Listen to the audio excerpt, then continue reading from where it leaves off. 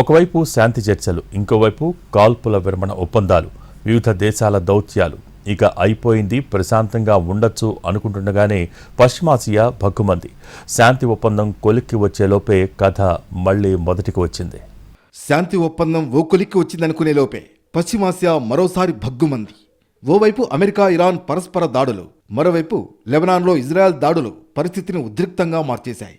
హెజ్బొల్లాపై Israel దాడులను నిరసిస్తూ అమెరికాతో జరుగుతున్న పరోక్ష చర్చలను ఇరాన్ నిలిపివేసింది. పశ్చిమాసియా మళ్లీ పేలుళ్లతో దద్దరిల్లింది. ఇరాన్లోని గురుక్ నగరం, ఖేష్మ్ ద్వీపంలోని సైనిక లక్ష్యాలపై అమెరికా దళాలు దాడులు చేశాయి. అంతర్జాతీయ జలాలపై ప్రయాణిస్తున్న తమ MQ-1 డ్రోన్ను కూల్చివేయడం, ఇతర దాడులకు ప్రతిస్పందనగానే తాము ఈ దాడి చేసినట్లు అమెరికా సెంట్రల్ కమాండ్ చెబుతోంది.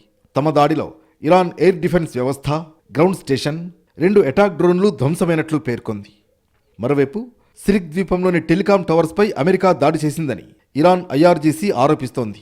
దీనికి ప్రతిగా అగ్రరాజ్యం దాడికి వాడిన ఎయిర్ బేస్ను టార్గెట్ చేసింది. అటు లెబనాన్పై ఇజ్రాయెల్ భీకర దాడులు కొనసాగాయి. మరీ ముఖ్యంగా హెజ్బొల్లాకు గట్టిపట్టున్న ప్రాంతాలను వశం చేసుకుంటూ ఇజ్రాయెల్ దళాలు ముందుకెడుతున్నాయి. లెబనాన్పై ఇజ్రాయెల్ దాడులు చేయడంతో ఇరాన్ సీరియస్ అయింది. దాడులు ఆగే వరకు అమెరికాతో చర్చలు సాగవని ఇరాన్ తేల్చి చెప్పింది. అమెరికాతో మధ్యవర్తుల ద్వారా జరుగుతున్న పరోక్ష చర్చలను తాత్కాలికంగా నిలిపివేస్తున్నట్లు ఇరాన్ ప్రకటించింది. చర్చల నుంచి తప్పుకుంటున్నట్లు ఇరాన్ ప్రకటించగానే ట్రంప్ రంగంలోకి దిగారు. ఇజ్రాయెల్, హెజ్బొల్లాతో చర్చలు జరిపారు. నెతన్యాహు, హెజ్బొల్లా నుంచి సానుకూల స్పందన ఉందని ఇరాన్తో చర్చలు జరుగుతాయంటున్నారు ట్రంప్. ఇరాన్ చర్చలకు రాకుంటే దిగ్బంధనం మరింత కఠినంగా అమలవుతుందని చెబుతున్నారు ట్రంప్. దీంతో పశ్చిమాసియాలో ఎప్పుడు ఏం జరుగుతుందా అనే టెన్షన్ కనిపిస్తోంది.